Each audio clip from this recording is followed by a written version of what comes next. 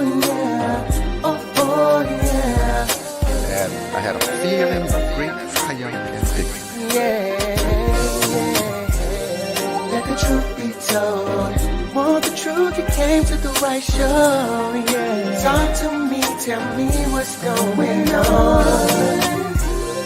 Alan and MJ, we talk about back in the day to up to date, and you know it's nothing but love and no hate. LP Reese, it was the okay. Okay, let's go. Welcome to the Lineage Show. Okay, let's go. The Lineage.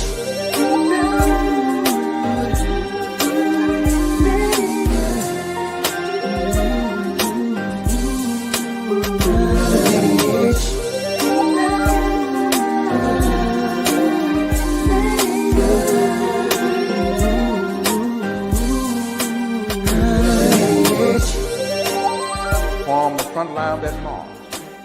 To my left, march Jose Williams holding his dog. I march next to him. Mrs. King march next to me. Dr. King march next to her. On the way to the Capitol, to hear Dr. King make that speech that day. I sat on that platform, looked out over that sea of humanity, and I had a feeling of great triumph and victory. After having gone through all of the indignities, all the sacrifices, not all seemed good.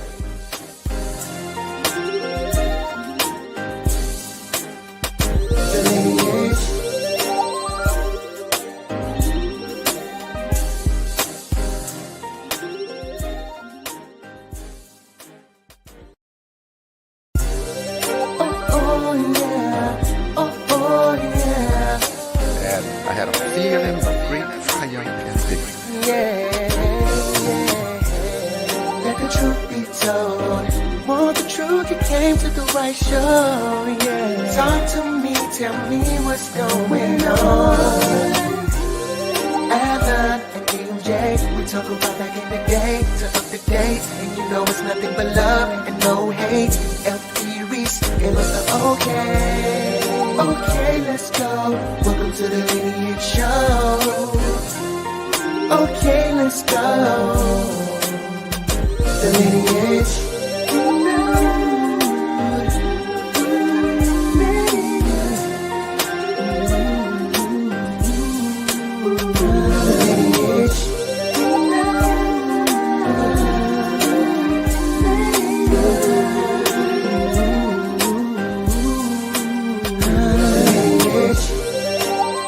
Form the front line of that march. To my left, march Jose Williams holding his dog. I march next to him.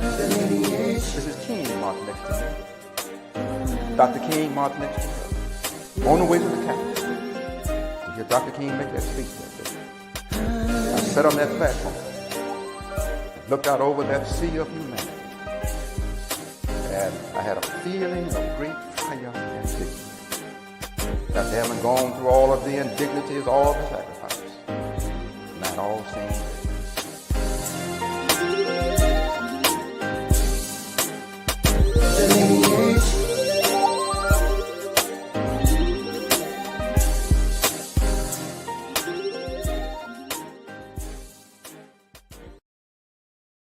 All right. Welcome to the Lineage Podcast. MJ Reese here, Alan Reese, he coming in. There he is. Welcome to the Lineage Podcast. Once again, we love to do this every week. We appreciate y'all joining us. We got a great show lined up for you today. Today we're talking about Blackface and Blackballed. How as the intentional image of the black man, black woman has been intentionally deemed as evil, and how far it goes back to up to date. So we're gonna talk about that. We would love to hear your opinion. Every week, you know what time it is. You know what I got to do. If you do not have the book, Selma Self-Sacrifice, the autobiography of the Reverend Dr. Frederick D. Reese, please purchase that book. It is still on Amazon currently. It will be some minor changes coming up with us. With us taking the book down off of Amazon and kind of doing it ourselves. So let the announcements enter your heart and your head. If you don't have the book, Selma Self-Sacrifice, please get the book. If you haven't booked a tour, the FD Reese Historical Tour, It is a tour that me and my brother do.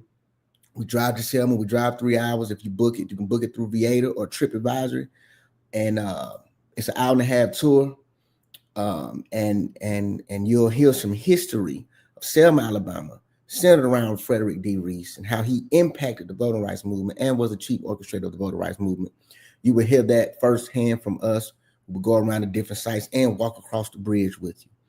If you haven't booked that tour, I like the tour is one of my favorite things also. And when it gets hot, people like the tour.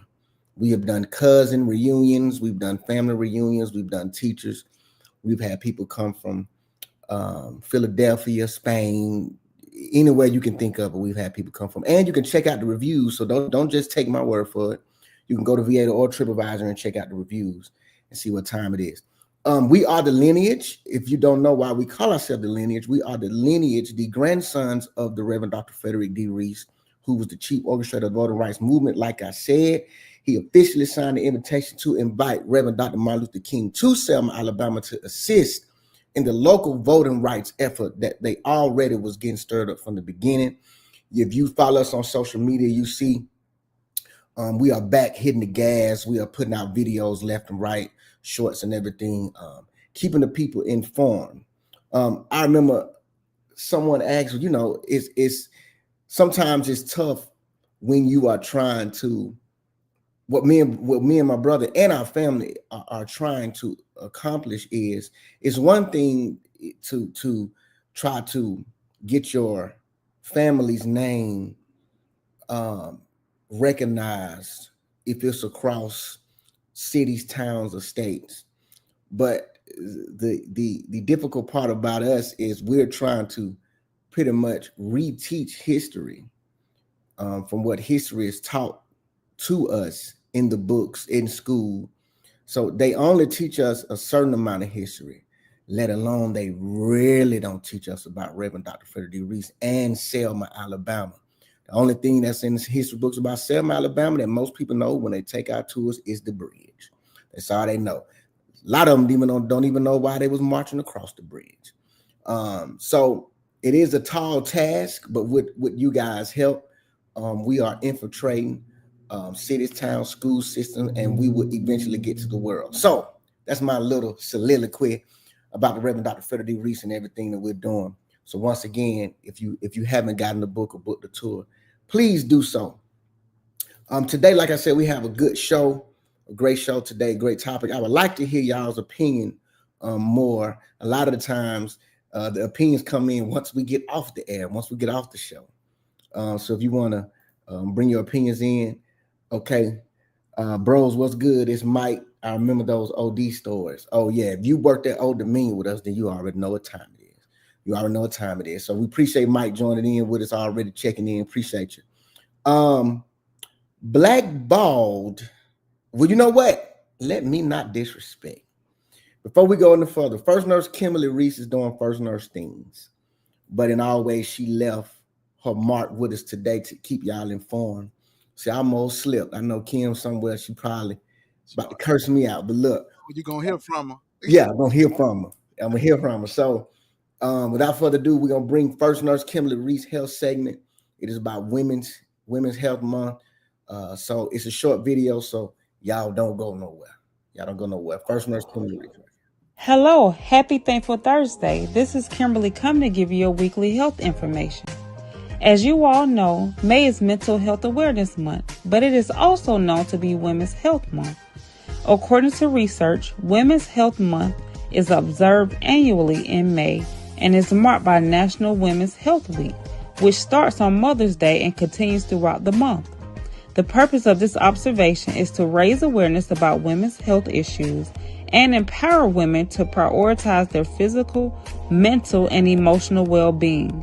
So ladies, if you have not done so already, take this time to mark the month of May as a reminder to schedule your annual wellness visits, screenings such as mammograms, pap smears, blood pressure checks, blood glucose checks, and in general, your mental well-being.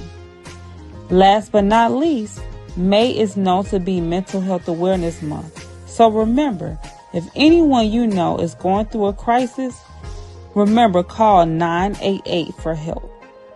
And again, use this time, women, to get your blood pressure checks, your blood glucose screening, and your mammograms. And have a blessed day. Appreciate First Nurse Kimberly Reed blessing us with that. Once again, like last week, like Kim said, if you think 911, mental health 988. Y'all, you know, in our community, we don't take mental health, we don't look at it as serious, even though it's coming up and it's being more prevalent, and we're taking it more serious as the years and decades go by. But we can take it more serious. So yeah, 988, please do that. So appreciate First Nurse Kimberly Reese hitting us with the health segment, as she always does. Today is a peculiar show. We're talking about blackface. Me and my bro sent me some during the week. I think it was last week. One of the videos, and I'm gonna show y'all. But we're basically talking about how it's centered around the black image and how it was purposefully designed to be looked upon as evil. Even the color black. We can go into a lot of deep details about the color black and white and what does it mean and all of that. But to get into it, first I'm gonna show you a couple of videos, but I'm gonna have to share my screen on this one. Let's see. The first video I'll show y'all, it was a CNN clip from years ago. So I'll show that one first. I'm gonna make sure y'all can see this screen. Let's see. You know, it's been a minute. You can see that, bro? Yeah. Okay. Another blackface scandal turning Virginia politics into a crisis. So just where did blackface come from, and why, after nearly 200 years, is this still an issue? John Avalon has your reality check. Look, I get that William Faulkner warned us that the past is never dead. It's not even past. But why in the world are we still bedeviled by something as stupid and cruel as blackface in 2019? In the past, we've seen Virginia Governor Ralph Northam resisting basically universal calls for his resignation after his medical school yearbook page was discovered showing someone in blackface next to a guy dressed as a member of the KKK. Then, in one of the worst press conferences in modern political history, the governor said he'd won a dance contest as Michael Jackson after applying shoe polish to his face. Not only that, this week, Virginia's Democratic AG Mark Herring copped to wearing blackface at a college party in 1980 while trying to apparently look like Curtis Blow. And then we found out that Virginia's Republican Senate Majority Leader Tom Norman edited 1968 Virginia Military Institute yearbook loaded with blackface, Confederate flags, and other racist tropes. It's been a big few months for belated blackface awareness. After all, Megyn Kelly torched her NBC gig after a cringeworthy conversation in which she couldn't quite get why blackface was bad. And just yesterday, Gucci was forced to pull a $900 sweater off the shelves because, well, just look at it. So let's do a Racism 101 reality check on blackface. You know the phrase Jim Crow? It was a common term for segregation laws that tried to roll back the results of the Civil War and resist civil rights for almost a century. But you might not know that Jim Crow is the name of a popular minstrel act in the 1800s, which was performed in blackface. And that's just an indication of the foundational pain, the institutional racism that's beneath what some people apparently think is a party trick. In these past few days, a clip from the Spike Lee film Bamboozled has been circulating online, and it shows some of the legacy of blackface in American culture, from the KKK celebrating the birth of a nation to black and white comedies, cartoon icons, and even musicals starring celebrities like Judy Garland and Bing Crosby. This was a reflection of the segregated times they lived in and the culture they inherited. But even with generous discounts for youthful idiocy, there's really no excuse for perpetuating blackface in 1984. What we're seeing now is how much the scars of our history persist, often perpetuating hate under the more comforting labels of heritage or even humor. This is a teachable moment, but it is absurd that this lesson still needs to be taught. And while some conservatives delight in pointing out that Democrats are to blame in two of these cases, they'd like to ignore the fact that their last Senate nominee in Virginia, Corey Stewart, was a full-on neo-Confederate aficionado, or the GOP Florida Secretary of State, who just resigned after photos of him in blackface as a Hurricane Katrina victim surfaced, or that Congressman Steve King has been spouting white nationalist nonsense for years, and that The president still sees very fine people on both sides after Charlottesville. The toxic legacy of slavery and segregation flows downstream from our culture into our politics. But projecting current values on the past can be tricky business, just as demanding zero tolerance for long past mistakes can eliminate the virtues of learning and forgiveness. But we need to agree on this. It is long past time to leave the legacy of slavery, hate, and segregation that is blackface on the ash heap of history. Yeah. I can read a couple of things that I have. I guess let's first, because we'll finish on this. What we see where the matter of fact, you know what? Let me read this right quick, bro. Because on my research, man, it's it doesn't shock me, but I read this. Blackface. Let me take the banner down. Blackface. Blackface as a form of performance has a deep and troubling history rooted in racism and mocking people of African descent. It originated in the 19th century as part of a minstrel show, which were a popular form of entertainment in the United States. Now, they used to paint their face black. It was a minstrel show. And when they brought the blackface in, it was always depicted as evil. They even did it on cartoons. White performers would darken their face with burnt cook, grease paint, or shoe polish, exaggerate their features such as lips and eyes, wear tattered clothing, and adopt the black dialect and mannerisms. The primary purpose of blackface performances was to entertain white audiences by mocking and demeaning African Americans, often depicting them with harmful stereotypes like being lazy, ignorant, superstitious, hypersexual, or criminal. One of the most famous and enduring characters created in the blackface minstrelsy was Jim Crow, developed by actor Thomas Dartmouth Rice, whose act Jim Crow became a national sensation. The name Jim Crow later became synonymous with the discriminatory laws that enforce racial segregation in the South. I'll stop there for right now. It was done by design. We're going from where it originated, and we're gonna show how it still is in people's mind to today.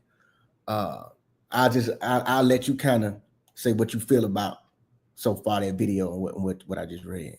I'm waiting for you to get to the past. Okay. Let's go. So let me read this. Hold on. This is one of the villains still pursue her. This is one of the plays or whatever that. Now that is a white man with blackface. I'll read this one right here. White America has long associated black men with criminality and hypersexuality. It permeates our history and our art. We are Nat Turner, who terrified plantation owners when he led a 19th century slave rebellion. With Bigger Thomas from Richard Wright's native son. With Mario Stanfield, the ice cold drug dealer from HBO to Y. This fear of black men doesn't just spring from racism. It's psychological. There's a body of work in literature and psychology that speaks to a historical tradition where some white people, white men in particular, project the primal aggressions that they refuse to see in themselves onto black people. I'll read this one, last one. Okay. This is what a picture you can see. We already know what time it is. That's the guy kneeling on George Floyd's neck. This is what author James Baldwin meant when he wrote in the 1962 essay that the racial tensions menacing America are involved only symbolically with color. These tensions are rooted in the very same depth as those from which love springs or murder. Baldwin wrote, the white man unadmitted and apparently to him unspeakable. Private fears and longings are projected onto the Negro. Before you share Cope, okay, I do have something to say. Okay, break this down. Can you go back and tell me what year was the Jim Crow when they with the blackface? What year was that? Did he say it was created in the? Let me look it up. It was created in the. Go ahead, keep talking. I'll look it up. Yeah, I want to know that. Because you want to know what year Jim Crow was created? What year was the blackface created? Okay, I got you. It's before they did it with Jim Crow. It had, but Jim Crow later. It was popularized in the 1830s. So the Jim Crow character depicted by whites that's all you got in the 1830s. 1830s. Now, lesson. Here go a lesson, MJ. Okay. Okay, 1830s. The Emancipation Proclamation was in 1863. That is right. Slaves, think about it. They had 30-some years because they knew it was coming. They knew they could not keep black folks in slavery all the way until now, MJ. Correct. One thing about we can say about the white man in America, boy, he thinks down the road, around the corner. Rockefeller said that how do you predict the future? You pass laws and you make things happen, that you put things in place that those things can come into fruition. Okay, 1830 something, they created that blackface. Okay, so this is for all my white America, and this is what the mainstream media won't share. They had 30 years to put in white women, white children, and white men, that these slaves who was working for free in America for over 200 years, now they are villains. Y'all been whooping us, beating us, molesting us, raping us, killing our kids, doing all those things you were doing all this time. But now you know that, look, we cannot keep them in slavery forever. It's something we have to do. But when they get out of slavery, remember, the 13th Amendment is what? It says that they free slaves unless, you what? Or commit a crime. Correct. So remember, the 13th Amendment transferred slavery from private individuals to states. Correct. Okay. So now, let me put this blackface on these people for 30 years. I'm gonna let them go to the shows. I'm gonna put things out there to these slaves. These they villains. I'm gonna put it in your mind. Yeah. So when they get out and they do small things, guess what? They villains. So now they're gonna get in trouble. That's why you have mass incarceration today. MJ. Yeah. That started it. It was a plan from the 1830s. Okay. And so this is why the Union, see, this is when they say Abraham Lincoln freed the slaves. He did not. He knew the power that the South had with free labor. So he said, we got to take that power away. See, and that's what the Confederate people, and I get tired of the dumb white folks who talk about those are my heritage, the Confederate flag. You don't understand. They say that's my heritage, and the Union was taking some away from us. They was taking black folks. They was taking y'all getting free labor. But see, the South had way more slaves than the North. Right. Because don't get it twisted. The North had slaves too. Abraham Lincoln and they had slaves too. The point is the mass production of slaves are down in the South. MJ. Mass production. There you go. You get what I'm saying? So they said, you know what? How can we benefit from this? How can we benefit? We cannot keep these people enslaved forever, but what can we do so the money can keep flowing so we can still benefit from it? So we got to make white people fear them. Exactly. They got to fear them. Exactly. So from 1830 all the way to 1863, they put them blackfaces on and beyond. But once they were free, guess what? You have slaves. They was what? They were getting drunk. They were partying. They free. But guess what? Oh, you didn't broke the law. Now you on a chain gang. Correct. Mass, unless you commit a crime. Oh boy, you didn't commit a crime. Now you got these. Now they on a chain gang for 20 and 30 years. Yeah. You're doing the same jobs you was doing, and the same jobs. So when you have ignorant folks like Kanye West don't want to go to the root of what we're talking about. We understand slavery today. Mentally, they can have you enslaved, but we're talking about how America continues to benefit off the backs of slaves, and they still do, because guess what? Last time I checked, black folks are 13 to 14% of this population. But we're 65 to 70% of the population in prisons, MJ. That's still done by design of that blackface in 1830. And I want anybody to come in here, any racist white person, if you got the balls in your heart, to call this podcast and talk to me about it. Talk to me about it. You right. I give them the number. Racism is still strong in America. That's a number right there. Yeah. You're 100% right. Now, when you play Copeland, I'm gonna talk about how the church continue this craziness of blackface and racism in America. The white church. I'm gonna talk about the white church. Yeah, let me get Copeland up. What Copeland at? You send me Copeland on I got it. Share my screen.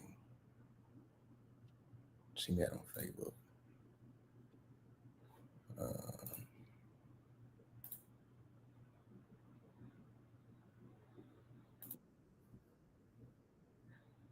My bad, hold on.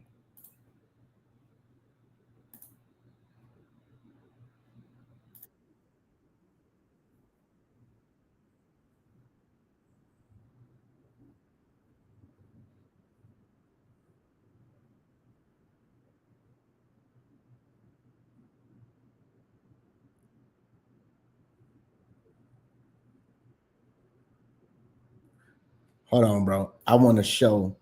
I got another one. Okay, go ahead. Yeah, I want to show the other one. Okay. It's in my. Let's see. Was it in? I gotta show this. Yeah, I got to. Well, I sent it to Charlene. No. God, where did I send it, man?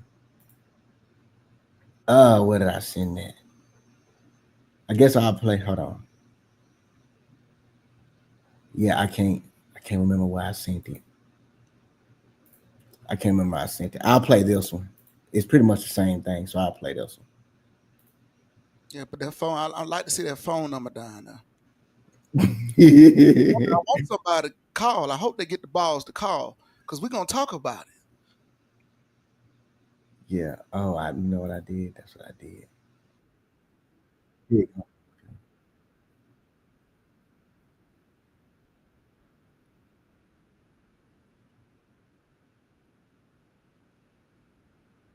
God, where is? On Instagram, I sent you Copeland on Instagram.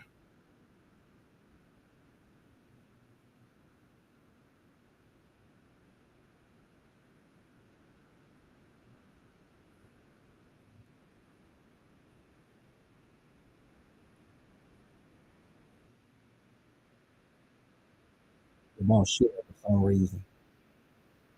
Here we go. Now, Up. sorry, y'all. Here we go. Jesus said, I saw the devil fall out of heaven like lightning. Look it up in the book of Isaiah. He was here. And he messed this thing up. I will be like the Most High God.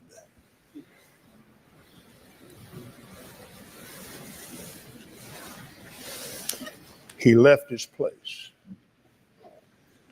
And instead of being Lucifer, now he is Satan. Lucifer, son of the morning.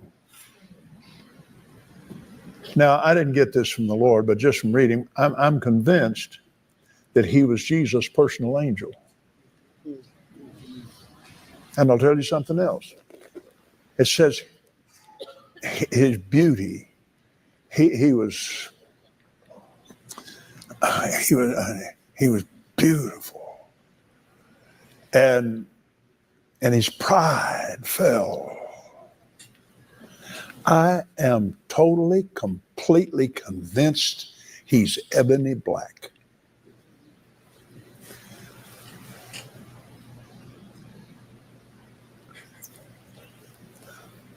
Why?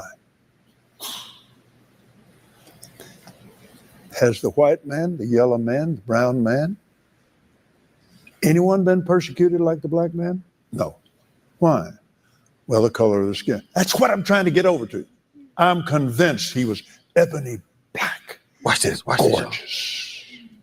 Have you ever seen ebony, the wood itself? He went on. But it cut off. But The blast, MJ. See, he has the spirit of his ancestors.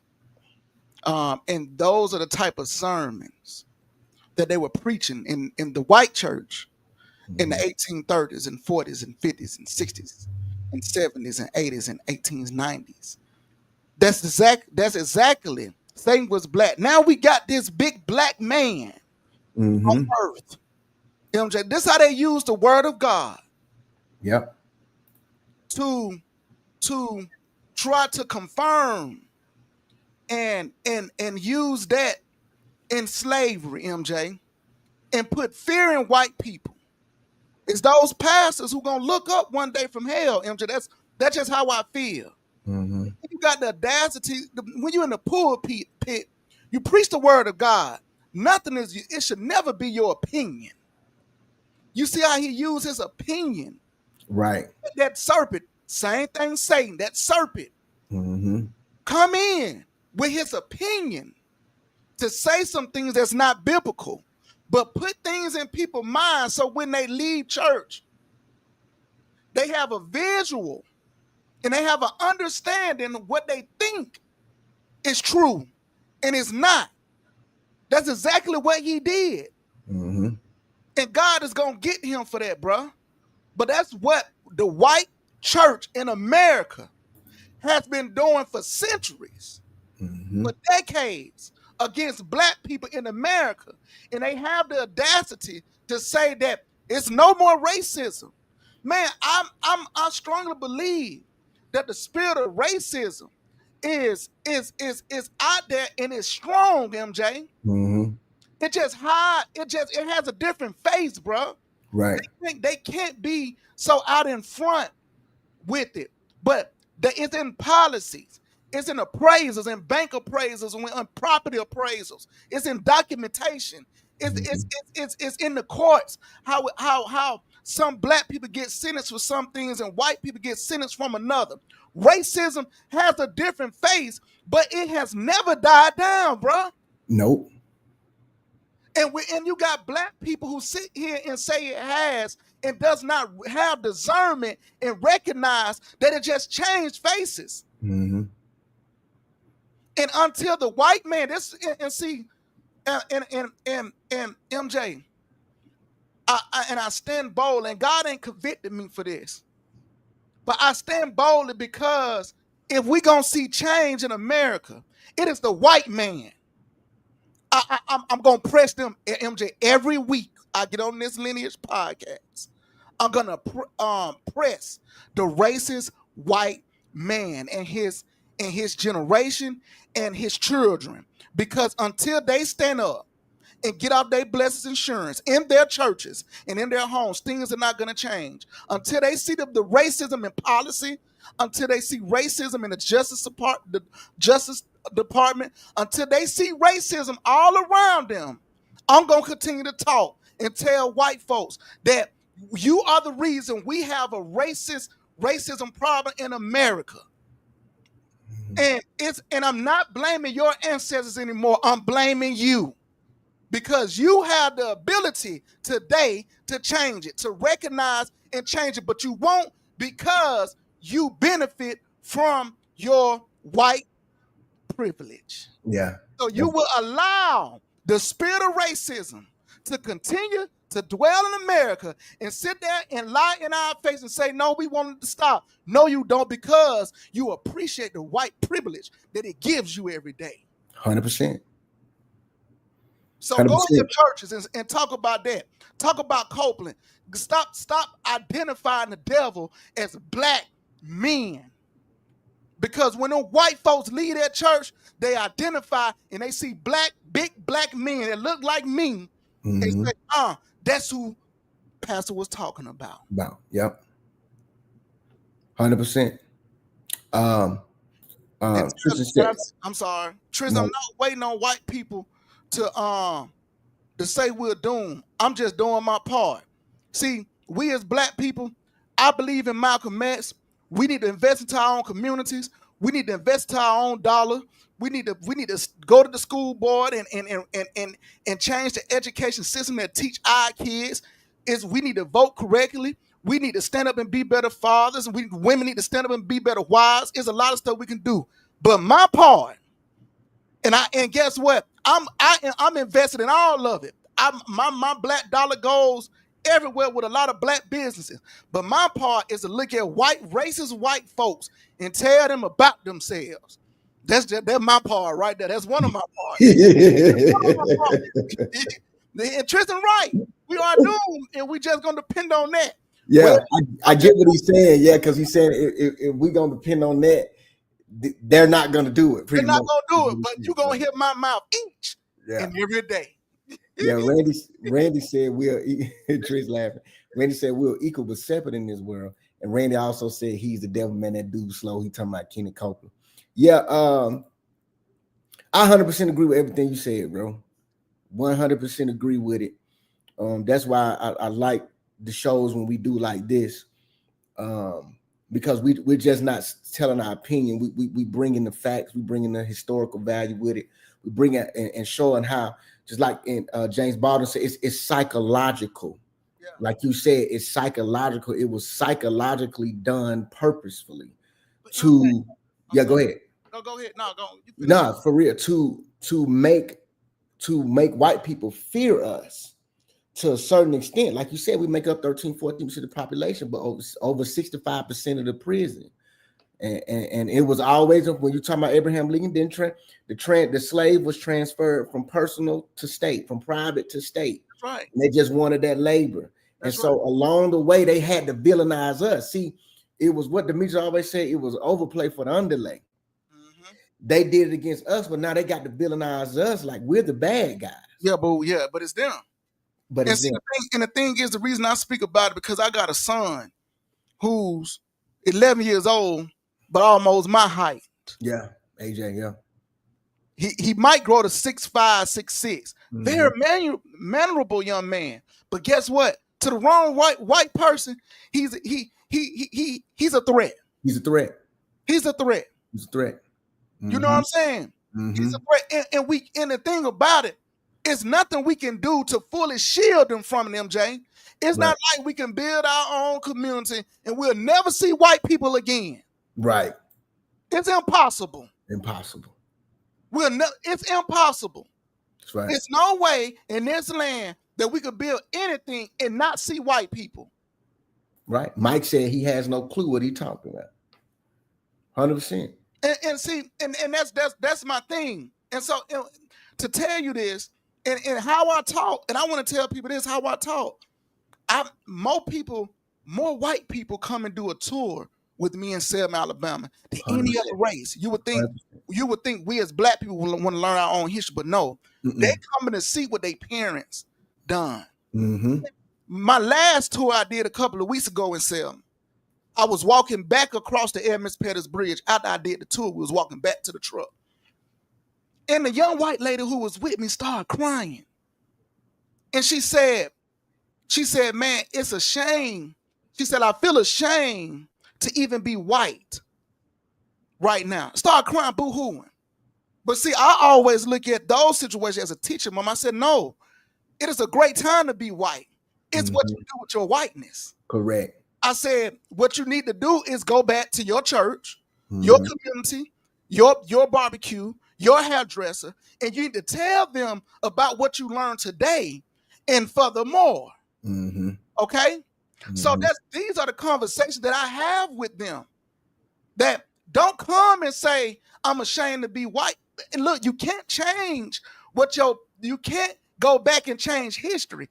Mm-hmm. History is history. But what you can do, what would you do with your white skin today? Correct. Right. See, that's the way I go to them, bro. Mm-hmm. You got work to do. Just don't sit and self pity. Right. You got work to do. If that conviction right now that you feel right here on the Edmonds Pettus Bridge is so strong, what you gonna do with it? What you gonna do with it? That's how I roll. But what you gonna do with it? Now, this how I feel. This what will help us. If you feel this way, this what you should do. Correct. You know what she said? She said, I'm gonna do that. She said, I never thought about it like that, but I am going to do that. I'm gonna go back to church, and I'm gonna go to my family, and I'm gonna talk about, because you know me, MJ, we just don't talk about the civil. I go back to the Emancipation Proclamation. I go back to slavery, and we walk that thing on down all the way to 18. Reconstruction, all that. Yeah. Reconstruction, everything. We talk about everything on this tour. Mm-hmm. So you're gonna get some type of understanding on how black people feel, how we was moving, because most of them don't know about Black Wall Street. I had somebody on Facebook say, "Why we have Wall Street? Why we just can't have Wall Street?" I said, "Let me educate you real quick. Black Wall Street was in Tulsa, Oklahoma. It was a black community that the dollar moved 8 times before it left the community, and it was doing better than the white community. That's why they wanted to burn Black Wall Street down." I want to play that video of Boys and Me and Sean. The Boys and Me and Sean, he broke it down too. I'm gonna find that video. We'll play it next week. But you're right. That's the truth, MJ. Right. So I do this because I feel like if you really want to see things change in America, we got to call them. Let me see.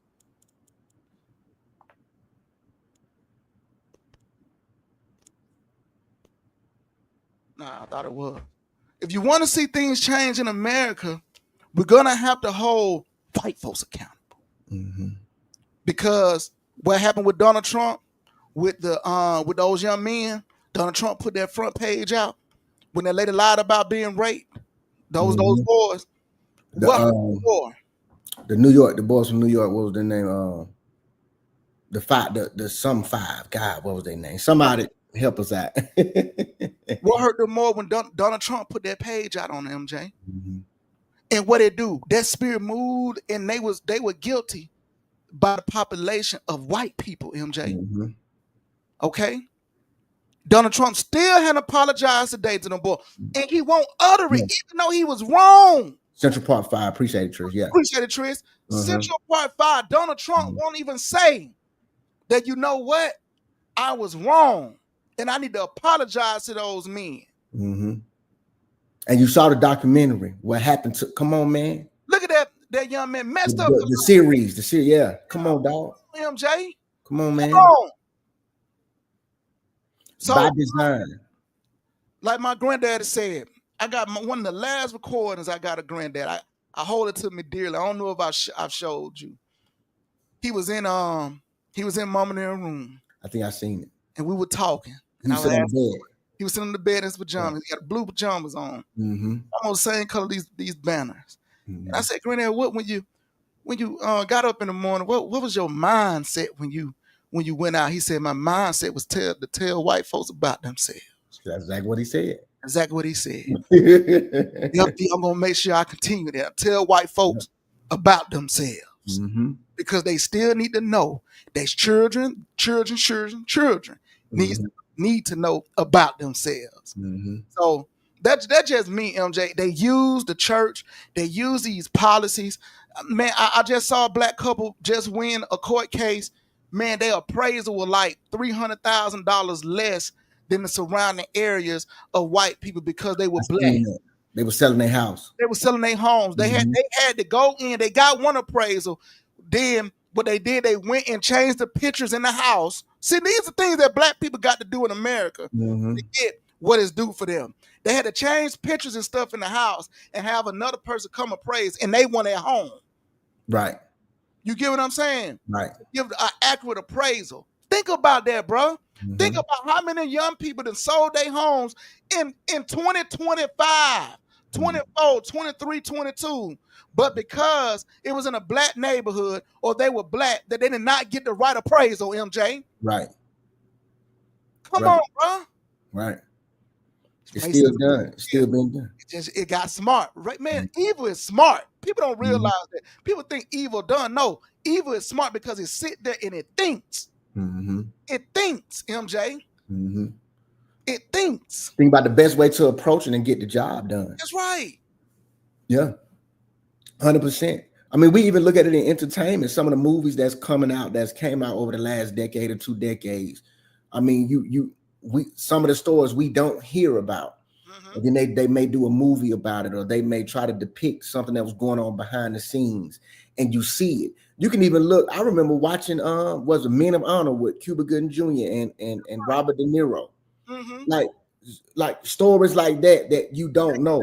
And that man had to basically pull that thing from the bottom of the river, blindfold, couldn't see nothing, and put it together. Down there for hours. Come on, man. Yep. And for them to think and say racism is just mentally. Man, don't let your money, just because you got money, sit there and let you forget. You done forgot. Just because you can go to certain tables and certain doors that's open for you because of your money or your talent.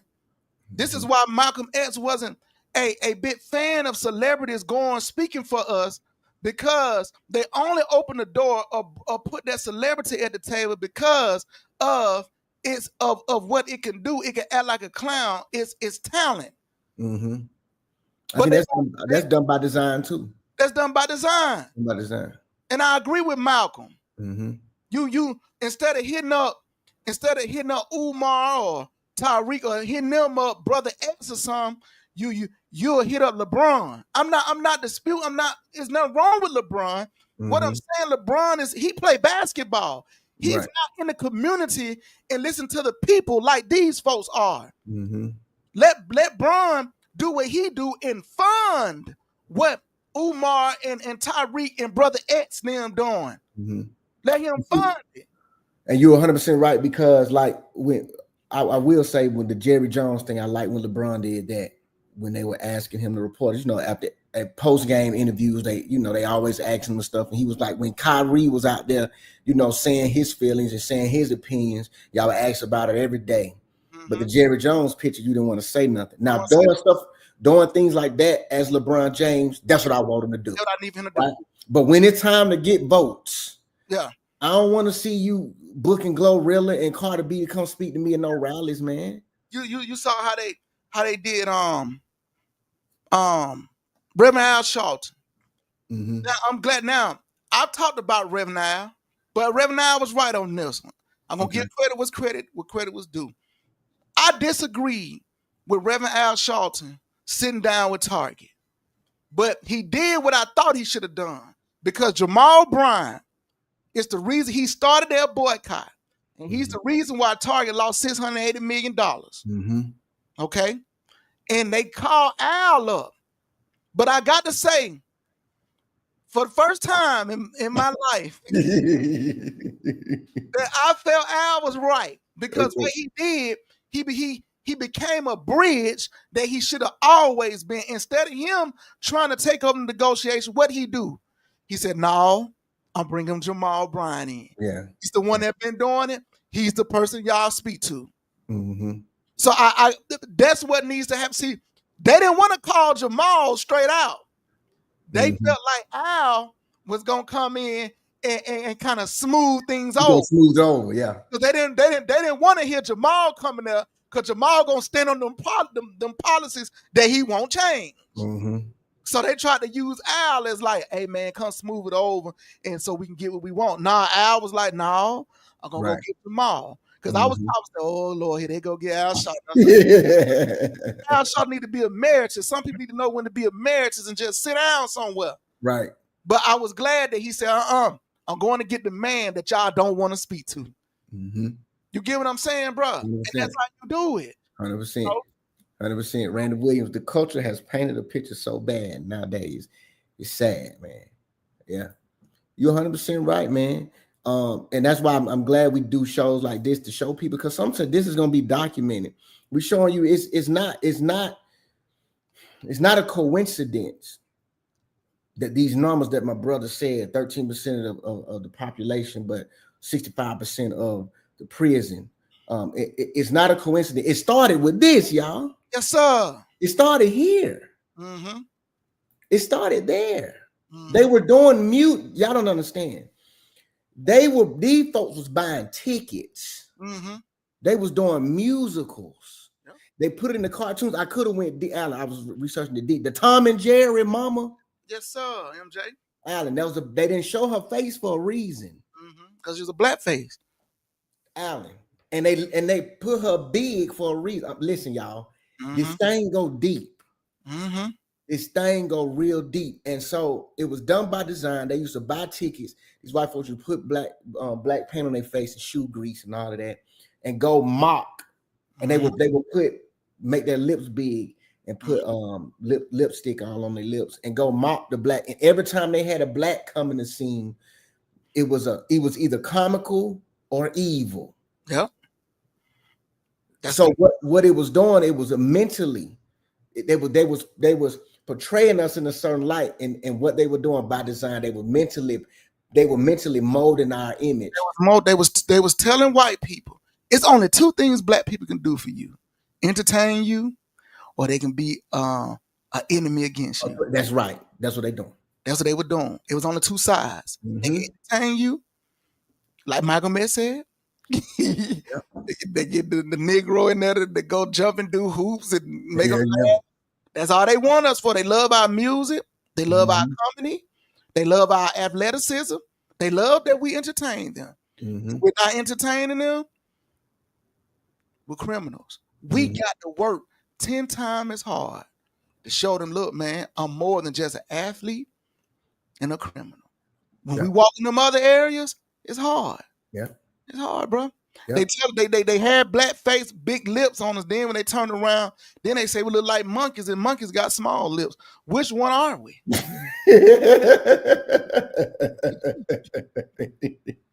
Which one are we? Mike said that's a fact. I feel the same way about my son. He's 6'1" with dreads. Yeah. Come on. They locking their doors when. See, let me tell you something. I got some white folks who follow us. That how I speak, they don't mind. They be saying the same. They on code. 100%. So it don't hurt me because I'm gonna say what I got to say, because I'm not gonna change me off anybody's feelings. The Holy Spirit tell me to speak on it, I'm gonna speak on it. You know what I'm saying? I'm gonna like my grandfather and my father and taught me, you stand alone. If it's right, you right. I don't care, who cares, bro? Right. So we have to speak. It's our job, especially the lineage we come from. I know my part in what black people know what should be doing. There's a lot of things we should be doing, and I support every way. But I'm talking about my part. Right. The white folk about themselves. Yeah. And I'm gonna do it until I die. Simple as that. You know? Yeah. 100%. 100%. We appreciate y'all with y'all opinions today, man. Tristan, Randy, Mike. Yeah. Appreciate y'all, man. Yeah, bro. The research I was doing, man. It's just, man, it's mind-boggling, bro. How, like you said, the people think that they look at evil and they think it's dumb. Yo, that evil smart, man. He was smart. Very methodical. He's intelligent. Very tactful. It's a different. That's why I tell you, it's the difference between being talented and anointed. Man, talented get you a long way. Right. It's some talented, evil folks out there. Yeah. Real talk. And sometimes it covers themselves, and it gives you the illusion as they anointed, and they're not. But they talented. They're talented, bro. You know what I'm saying? Right. You know, Adam was created to live forever. But once sin, God said that he took the anointing away from him. He said, surely you would die. Well, he wasn't talking. Did Adam die right then, MJ? He kept living. God removed himself from him. Right. The anointing and the longevity. But he still left him here as a living man. And that's what talent would get you. It'll still let you live, but it's very intelligent. And we have to be careful. The serpent was intelligent, MJ. It's intelligent. That's why it threw me off of what Kenny Copeland was saying, because I'm seeing her like what he was trying to do was make it seem like that the black man is beautiful and everything, and there's no one that has been more, criminated than the black man. But in the same time, I see past that. Yeah, but then you put him in the same place as Lucifer. Right. Satan. Come on, bro. You didn't say, well, he's not Satan. Right. He on earth now. Right. So basically you're saying the black man was Christ's servant. And in so many ways, I take it as was Christ's slave. See, Right.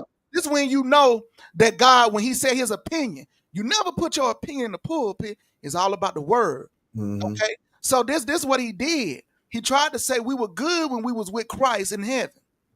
But that same black man that fell from heaven came down to earth. Right. That's the black man who became Satan. Mm-hmm. You get what I'm saying? Right. Right. Like, come on, bro. And who do they feel like Christ looked like? A white, blue-eyed man. on. See, MJ, and I, the Holy Spirit have been dealing with me on this. I haven't said this yet, but you know I've been fasting. Mm-hmm. And the Holy Spirit been dealing with me on the color of Christ. People, we preach the word of God, and we tell people to accept this word. But when we get to his color, we say it don't matter. I think that's the biggest mistake the church has made. Mm-hmm. Because Christ is saying, you cannot accept my ministry when you cannot accept the physical attributes of me. Mm-hmm. How can you accept my characteristics and the things that I've done? And I've been on the cross and I carry sin, but you can't accept how I look. The church gonna have to pay for not, and I've heard a lot of preachers say today, and they wrong, to not talk about the color of Christ. It is time, if we really want people to be saved, MJ, and sanctified, because I believe Christ is coming again, it is time to tell the unapologetic truth of who Christ was. Mm-hmm. Physically, spiritually, mentally, and holistically, MJ, who he was all the way around. Mm-hmm. His hair looked like me and yours. Yeah, hair wool. Come on. But we got blue-eyed, brown, long hair, white man. From in Africa, who will worship him. MJ, hear me. Who will worship him in what we're doing? We who will worship him? Our eyes have told us this is who he looks like. Mm-hmm. And so now this is who you're worshiping. But when you see him, MJ, right, will your eyes say that is not the God I've been serving? Correct. And you know what's funny? It's dangerous to preach that type of word, bro. 100%. Trish says Satan was heaven's choir director, probably why Kenneth Copeland assumed he was black. But you know what's crazy? You can ask Charlene. We was watching Good Times one day, and that episode came on. The episode where James JJ painted Black Jesus. To show you how mentally it was. He painted Black Jesus, even though they said he painted a wino because the wino was the only one who was able to stand still long enough for JJ to paint him. But they called him Black Jesus, and when they put Black Jesus on the wall, things were happening good for him. So James was he got some money and everything, and the mother, they always had the white Jesus up there. She was so indoctrinated in her mind that this is how Jesus looked, that she did not want them to put the Black Jesus up there. And think about it. That's crazy. But think about it.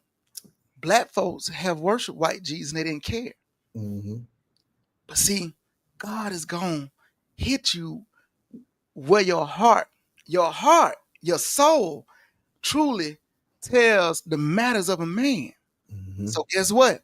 When that true color, when they see that true color, the people where some people it don't matter. You know, some black folks back in there, white, black, it don't matter. I said, Lord. Yeah. Racist white folks, it matters to them. And they're gonna tear them up. Tear them up. And I want some of the base of Donald Trump to be there when he come back. Lord, let a couple of them be in the room with me when you come back. See. I just want to see, because it said his skin was like bronze and his hair is like wool. You tell me what's going on. So it is time, like I said, it is time for the church to tell the whole truth of who Yahweh Shai. Jay didn't become a part of the alphabet to the 1700. Yahweh Shai, Yeshua. Well, who he really is, MJ? Do you truly know who Christ is? Right. Truly. Because how blackface impacted the image of Black America, it went from from the courthouse, it done went in the churches, it done went in the jobs, it done went in the schools. Mhm. It has went everywhere. Everywhere.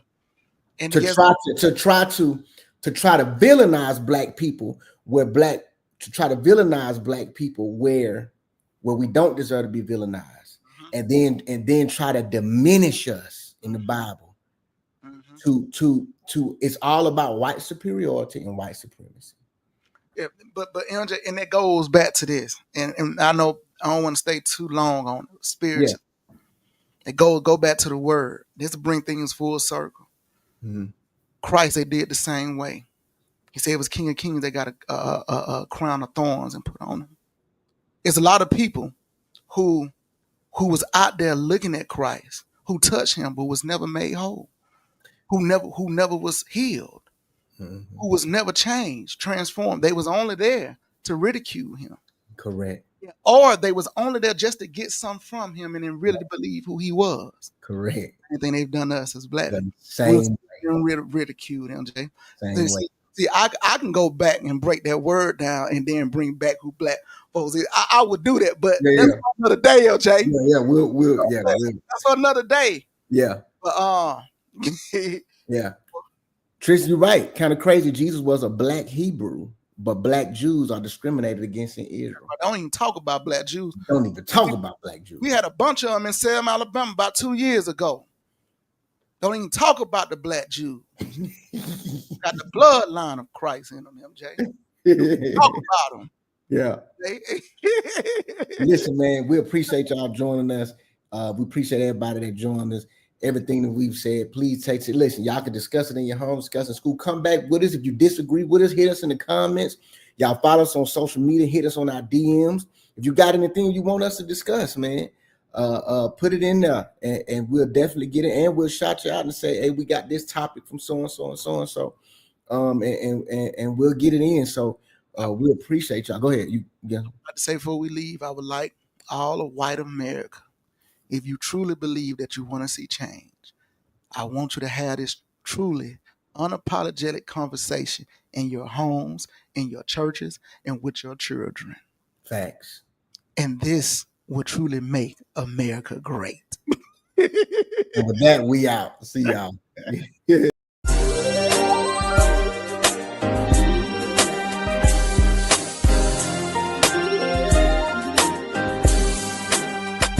The lineage.